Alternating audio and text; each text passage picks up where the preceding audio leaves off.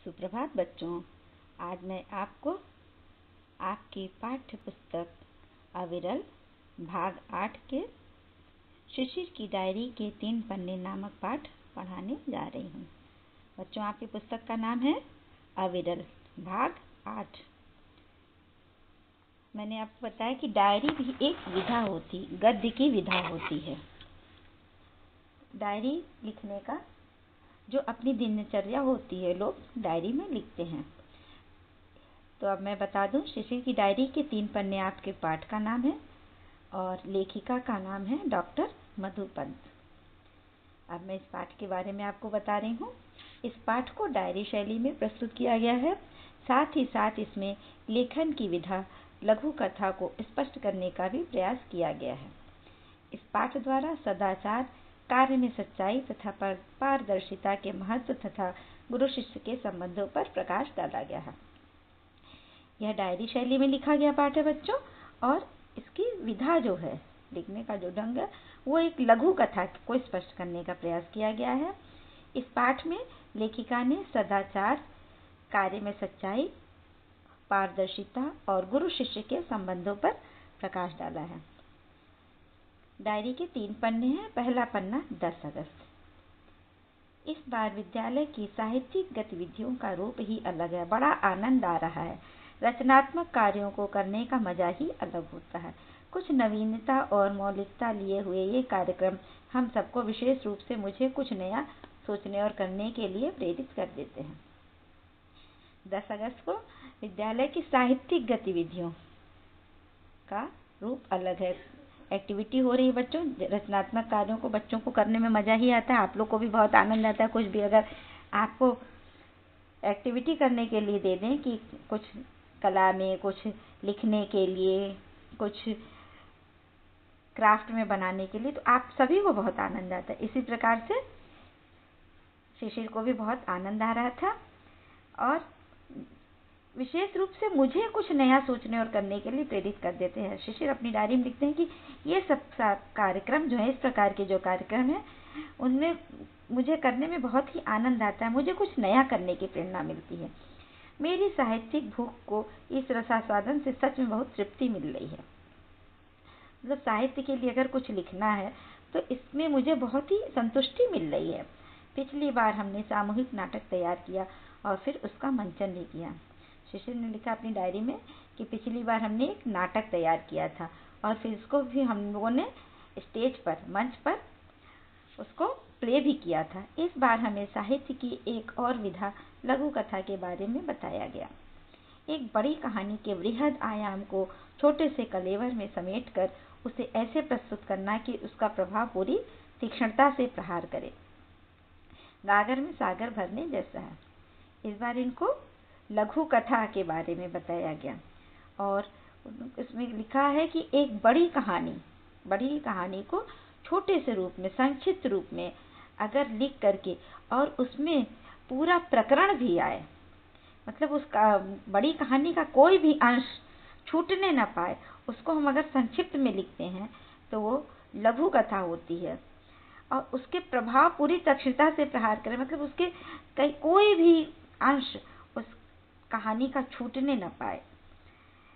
गागर में सागर भरने जैसा। गागर में सागर मतलब, गागर में मतलब बहुत कुछ शब्दों में ही सब कुछ कह डालना, कुछ शब्दों में सब कुछ कह डालना, तो वही इसकी लघु कथा है। मुझे तो यह काम चुनौती भरा लगा और चुनौतियों ने हमेशा मुझे कुछ करने को उकसाया है। हमें यह भी बताया गया है कि लघु कथा ही क्यों, हर कहानी के विषय पर यदि हम अपनी दृष्टि पैनी रखें तो हमें अपने आसपास के परिवेश से सुगमता से प्राप्त हो सकेंगे।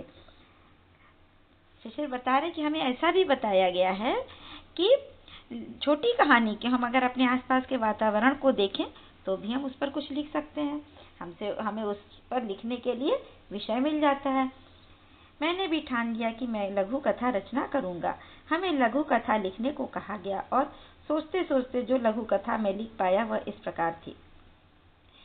शिशिर अपनी डायरी में लिखते हैं कि मैंने भी लघु कथा लिखने की सोच लिया।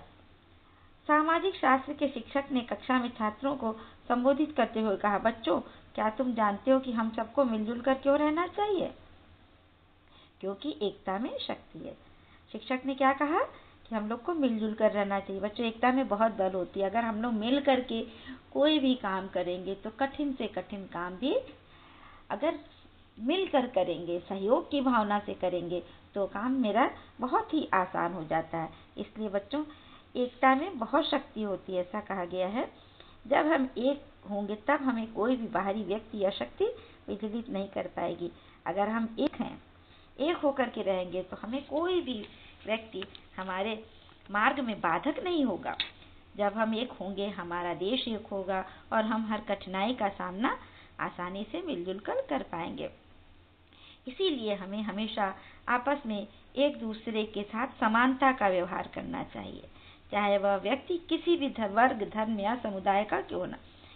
शिशिर अपनी डायरी में लिखते हैं कि इसीलिए हम लोगों को मिलजुल करके रहना चाहिए, एकता से रहना चाहिए, आपस में प्रेम और सद्भावना हो, वर्ग, धर्म, जाति, पाति, छुआछूत आदि का भाव न हो। हम सब सहपाठी जो सदैव साथ रहते थे, मिलकर खेलते कूदते थे, एक दूसरे की सहायता करते थे, वर्ग, धर्म, जाति का भेद जान गए थे। अब मैं शिशिर की डायरी के दूसरे पन्ने के बारे में बता रही हूँ। 16 अगस्त को आज की साहित्यिक गोष्ठी में मेरी खुशी का ठिकाना न रहा। गोष्ठी मतलब एक सभा। जब मेरी लघु कथा जो मैंने पिछली गोष्ठी में लिखी थी, उसकी भूरी भूरी प्रशंसा की गई। उसकी भूरी भूरी मतलब सब लोगों ने उसे बहुत तारीफ की। मैं लघु कथा की तीक्ष्ण प्रभाव डालने की और हृदय को छू सकने की क्षमता की मन ही मन सराहना करता रहा। मुझे ऐसा लगने लगा कि मेरे इर्द गिर्द न जाने कितनी लघु कथाएं बिखरी पड़ी हैं। शिशिर की जब लघु कथा की बहुत तारीफ हुई तो उसको लगा कि अब मैं लघु कथा लिख सकता हूँ। मैं अपने आसपास के वातावरण को देखते हुए उसके बारे में लिख सकता हूँ। उन्हें समेट सकूँ तो झोली ही भर जाए। मतलब मेरे पास लिखने के लिए बहुत विषय हैं। और सोचते सोचते मैंने एक और लघु कथा लिख डाली है। इस बार की लघु कथा कुछ उसी तरह की ही है जैसी कि पिछली थी, क्योंकि सारे परिवेश में विद्यालय, शिक्षक, सहपाठी और आपसी सह संबंध इस प्रकार रचा बसा है कि आसानी से कुछ लिखने का विषय मिल जाता है। शिशिर ने अपनी डायरी में लिखा है कि लघु कथा जो है मेरी विद्यालय, शिक्षक, सहपाठी, आपसी मित्रों के साथ में रहता हूँ, वही वातावरण रहता है, तो मुझे उन्हीं से कुछ लिखने के लिए विषय मिल जाता है। रचना इस प्रकार है। कक्षा में शिक्षक बच्चों को सदाचार और नैतिक मूल्यों के महत्व के विषय में बता रहे थे। बच्चों, जीवन में सदाचार का बहुत महत्व है।